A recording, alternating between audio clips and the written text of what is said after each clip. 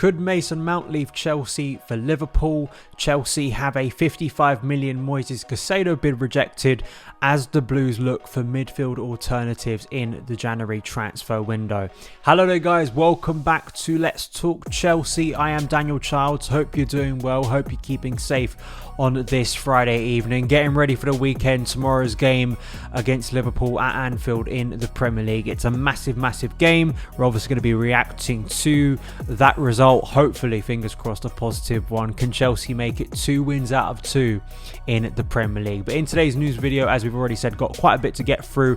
If you are new to the channel, please hit that like button, please hit that subscribe button. Thank you so much as well for getting the channel past 30k subscribers. A really big landmark, another big landmark for the channel. Thank you so much for all of your support. And if you are listening on the podcast feed, thank you so much for tuning in. Son of Chelsea is a part of the 90 Min podcast network. But let's get into the news. Firstly, here from The Guardian, Jacob Steinberg's piece this evening. Chelsea step up Mason Mount contract talks amid Liverpool interest. Mount has 18 months on his deal, and Chelsea, who are weighing up whether to increase their offer for Brighton's Moises Caicedo, are yet to meet his wage demands. The uncertainty has led to questions over whether negotiations will come to a successful conclusion, and Liverpool, who are planning a rebuild of their midfield, are prepared to act on their interest in the England international if the situation drags on. Chelsea would be reluctant to lose Mount, particularly to one of their closest rivals, and remain optimistic they will convince the 24-year-old to stay. Mount, who has been at Chelsea since the age of 6, is popular with supporters and has been one of the team's best performers since breaking through into the squad in 2019. So me and Adam Newson had this conversation, or I asked him about it, I want to say back in November time. This was around, it may have actually just been before the World Cup or before the last few games. You can find it on the channel, find it on the podcast. So we discussed his contract situation, and kind of back then it was him wanting some assurances, maybe over his playtime, because, you know, and also positioning in the pitch, which I think is very key in this situation, because he's been shifted about a lot at Chelsea since breaking through in 2019. He played mainly under Frank Lampard as a number 8, but he also played at times as a left wing. But then when Thomas Tuchel came in, very much became an inside forward and was doing a lot of things for the team. And although under Tuchel he did become Chelsea's player of the season 2 years running, it wasn't exactly, I guess, his dream position, or the position maybe he sees himself in for the long term. And obviously we're now starting to see these rumours that there are big clubs like Liverpool who, surprise, would be interested in Mason Mount, a player who, once again, as I've said before, has won Chelsea's player of the season 2 years running. And it says a lot. You know, he is not having a good season, so maybe in kind of his negotiating position that isn't helping things is his uncertainty over his future and committing his future at Stamford Bridge, with a lot of uncertainty at the club itself compared to when he broke through in 2019. Is that playing on his mind? Is that impacting his performances that have not been good this season? You know, there is a lot of questions in that, but obviously losing him to Liverpool, who of course we play tomorrow and is one of Chelsea's most bitter rivals, would be dreadful. It really would, considering this is a player who's come through the Cobham Academy, has broken through, has become so popular with supporters. As I say, has been voted player of the season, has, you know, played the pass that won us the Champions League and was such a massive part in that Champions League winning run. And sure, currently things aren't going well for Mason Mount on the pitch, but I still see a very good player there, one that can only get better. He's still relatively young. He's not, you know, he's not inexperienced. He's got a lot of experience, but I really hope Chelsea can get this done and make Mount a key player moving forward. I really hope there is that resolution, because Mount clearly feels a connection to Chelsea, but there quite clearly is assurances. We've got the Reece James one sorted. It's about getting Mason Mount's one done, hopefully sooner rather than later, so I don't have to fear and sweat about Mason Mount turning up at Anfield. That would be dreadful. We're going to talk about midfield in the case of Chelsea going for new midfielders, and that is Moises Caicedo. We spoke about him earlier in the week, Chelsea having an interest.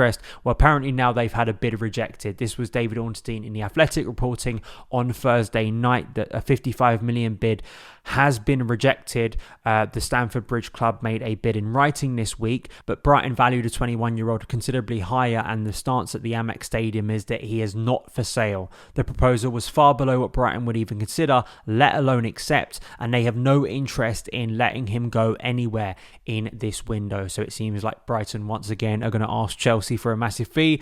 Will the new ownership, who have spent a lot this month already on some big signings, But I want to combine this with a piece by Matt Law in the Telegraph. Chelsea make inquiry for Tottenham's Basuma. Apparently Chelsea will step up their bid to sign a new midfielder. Tottenham do not want to sell Basuma this month and have so far shown no interest in a deal that would see Hakim Ziyech move in the opposite direction. Another midfielder Chelsea could look towards, Matt Law says, possibly as a short-term fix, is Barcelona's out-of-favour Ivory Coast international Franck Kessie.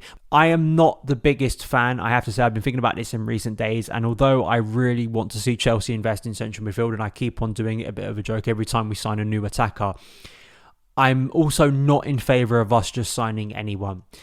And we're going to get to a Potter quote in a sec, because I think this kind of represents what I'm feeling right now in terms of this transfer window, where we are with, 10, 11 days, maybe a little bit more to go of this transfer window, of what Chelsea should be doing. And is it worth just signing any midfielder, even someone like Caicedo, who I think has good talents, for a ridiculous fee when we can actually wait until the summer?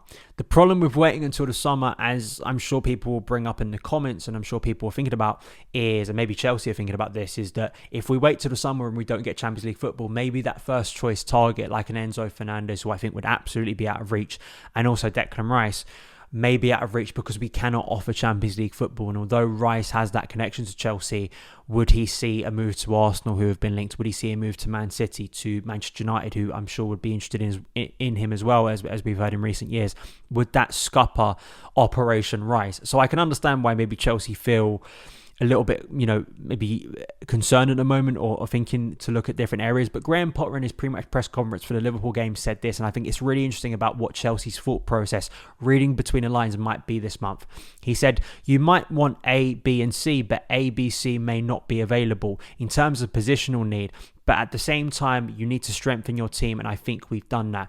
So for me, it kind of seems like, maybe you'd consider Caicedo one of those options, one of those main options. If we say like Rice, Enzo Fernandez, Caicedo, they're not all the same midfielder, and they don't all offer the same thing. I think maybe it's a little bit foolish of us and naive to kind of assume that I'm bringing in Moises Caicedo to do the same thing I'd expect Declan Rice to do, to expect the same thing that Enzo Fernandez would do. Obviously, that is, I think, a bit naive. These are three players who offer different things. I think they offer things in terms of inspiration and kind of mobility and speed and maybe quality in central midfield that Chelsea have lacked. But to act like they're all the same player, I think is a little bit simplistic. But it's the big thing over the next week is, are Chelsea going to go out there and try and sign someone? Not a fan of going in for Basuma. That feels like very much a last minute kind of happy compromise, which I don't think Chelsea should be doing. I would rather, for the rest of this season, if we don't sign any midfielder, it's not great. I'm not that happy about it. But if it means that, say, Carney Chukwuemeka can play a little bit deeper for the rest of the season, Dennis Zakaria, who could become a permanent signing in the summer, he also gets more minutes when he returns from injury. Maybe we see Lewis Hall move into central midfield, and just also stick with, Jorginho, what we have, N'Golo Kante coming back from injury. Do that for the rest of the season. I think that would be, for me, a better option. It's not the nice response, because I think people want, as we all do, we like instant gratification. We like to have the problem solved, because this is a problem that has gone on for so long at this point for Chelsea that I am so sick to death of it not being resolved. But if it means that we get a better option, one that actually makes sense in the summer and is the first choice option, is that something you'd be willing to risk? Let me know in the comments below. I do just want to touch on this thing that I was going to touch on yesterday, but then we had the Noni Madueke deal, and obviously that took a lot of dominance over the show, expectedly. Apparently, talks over a new deal with Edouard Mendy are not due to restart until April or May. This is via Nazar Kinsella in the Evening Standard. Apparently, Chelsea are targeting a new long-term number one and are ready to offload either Mendy or Kepa Arrizabalaga amid interest in Brentford's David Raya. I've heard a lot about David Raya in recent days. I think the Telegraph reported that Chelsea, Man United, maybe Arsenal as well, are interested in him, of course, at Brentford and doing well as their first choice keeper. Brentford are doing really well. I could spend a lot of time speaking about how well I think Brentford have run and what they do and how they've made themselves already what looks like a very comfortable Premier League side.